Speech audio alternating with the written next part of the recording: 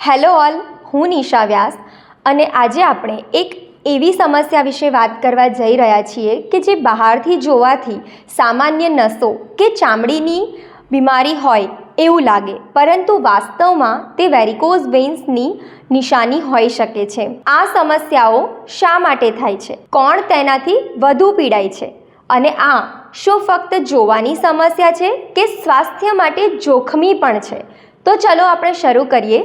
Varicose vans શું છે? Varicose van એટલે આપણા પગમાં ઘણીવાર ફૂલેલી નસો દેખાય છે. આ ફૂલેલી નસોને વેરિકોઝ વેન કહે છે. અને આ જે વેરિકોઝ વેન છે એને કારણે પગમાં દુખાવો થાય, પગ ભારે ભારે લાગે, ગોટલા ચડી જાય. ઘણીવાર પેશન્ટને એવું લાગે કે મને કોઈ રાતે તમે દબાઈ આપો તો મને દુખાવો ઓછો થાય. આ બધી વસ્તુ વેરિકોઝ વેન્સને કારણે થતી હોય છે. તો વેરિકોઝ વેન્સ એટલે પગમાં ફૂલેલી નસો. વેરિકોઝ વેન કેમ થાય છે? અશુદ્ધ લોહી છે એ અશુદ્ધ લોહી પગના પંજાથી હૃદય તરફ જાય અને જ્યારે આ લોહી ઉપર ચડતું હોય ત્યારે એ લોહી ઉપર ચડતું હોય ત્યારે પગમાં વાલ્વ્સ આવેલા હોય. આ વાલ્વ્સ જે છે એ જો બંધ ના થાય અને જો એમાં લીકેજ ડેવલપ થાય તો જે લોહી પૂરેપૂરું ઉપર ચડવું જોઈએ એ ચડતું નથી હોતું અને એને કારણે વેરિકોઝ વેન્સ ડેવલપ થતી હોય. વેરિકોઝ વેન થવાના કારણો જોઈએ તો મોસ્ટ કોમન રીઝન છે એ પ્રેગ્નન્સી. સેકન્ડ છે એ લાંબો સમય ઊભા રહેવાનો ધંધો હોય, રિટેલ કાઉન્ટર હોય અથવા કોઈ ટીચિંગ પ્રોફેશનમાં હોય તો આ બધાને વેરિકોઝ વેન થવાના ચાન્સીસ ઘણા બધા વધી જાય છે. આપણા સમાજમાં અત્યારે ઓબેસિટી પણ બહુ જ વધારે પ્રમાણમાં જોવા મળે અને obesity is also one of the major factor for developing varicose vans. આ સિવાય ઘણા બધા પેશન્ટ્સમાં જેનેટિક ફેક્ટર પર કામ કરે છે.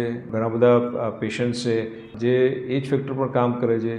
ઉંમર વધારે હોય એને કારણે પણ આ વેરિકોઝ વેન ડેવલપ થતી હોય છે.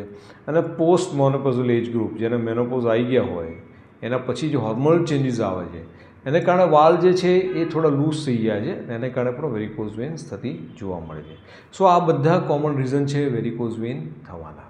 શું વેરિકોઝ વેન એક કોસ્મેટિક પ્રોબ્લેમ છે? તો વેરિકોઝ વેન્સ એ કોસ્મેટિક પ્રોબ્લેમ નથી.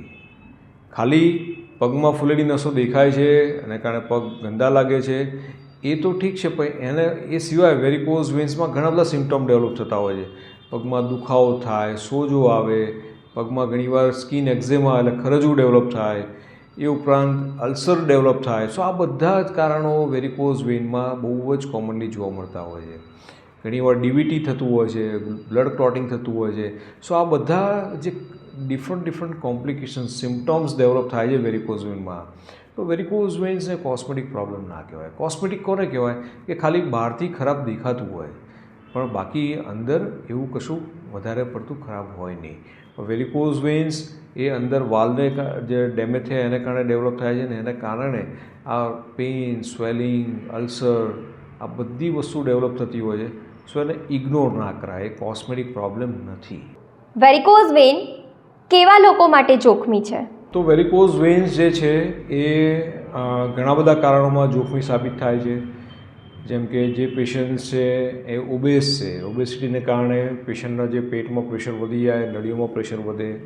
પછી પ્રેગ્નન્સી છે, પ્રેગ્નન્સીમાં પણ જેમ જેમ બાળકની સાઇઝ વધે એને કારણે એબ્ડોમિનલ પ્રેશર વધે અને એ જોખમી સાબિત થાય છે.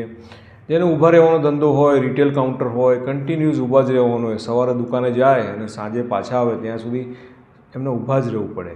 આ બધા કારણોમાં વેરિકોઝ વેન ખરેખર વધારે માત્રામાં જોવા મળે છે અને જોખમી પણ સાબિત થતી હોય છે. આમાં શું ધ્યાન રાખવું જોઈએ? તો જેને વેરિકોઝ વેન થઈ હોય એ બધાએ આ વસ્તુનું ધ્યાન રાખવું કે તમારે કન્ટિન્યુઅસ બેસી રહેવાનું હોય તો દર 10-15 મિનિટે એકવાર જસ્ટ 1-2 મિનિટની વોક લઈ લો, જેને કારણે મસલ્સ જે ફૂટ પંપ, કાફ પંપ એક્ટિવેટ થાય, લોહીને ઉપર જવા માટે ધક્કો વાગે. એ ઉપરાંત જો તમારી ઓબેસિટી હોય તો try to reduce the weight. જે પેશન્ટને વેરિકોઝ વેનની સાથે સોજા આવતા હોય એ રાતે સૂતી વખતે ખાસ જે પગ હોય એની નીચે 2 થી 3 ઓશિકા નાખી એટલે પગ ઊંચા રહે એવી રીતે સૂઈ જાય તો સોજા આવવાનું બંધ થશે. સ્ટોકિંગ્સ પહેરો. Stockings is very good conservative management for varicose vein કે ખાલી એ પ્રેશરવાળા ગાર્મેન્ટ્સ પહેરવાથી પેશન્ટના સોજા અને પેઇન ઘણું બધું ઓછું થઈ જતું હોય છે. અને ધ બેસ્ટ એક્સરસાઇઝ ઘણા બધા પેશન્ટ મને પૂછે કે સૌથી સારામાં સારી એક્સરસાઇઝ શું વેરિકોઝ વેનમાં? તો સાયકલિંગ. સાયકલિંગ કરવાથી પગના ફૂટ પંપ કાફ પંપ બંને એક્ટિવેટ થાય છે, લોહીને ઉપર જવા માટે ધક્કો વાગે છે અને એને કારણે cycling is one of the best exercise for varicose veins. આ બધી વસ્તુ જો તેમાંથી કાળજી રાખશો તો વેરિકોઝ વેઇનના પેશન્ટને ઘણો બધો ફાયદો થતો હોય છે. તો મિત્રો, વેરિકોઝ વેઇન નાનો પ્રોબ્લેમ નથી, એને ઇગ્નોર ના કરો.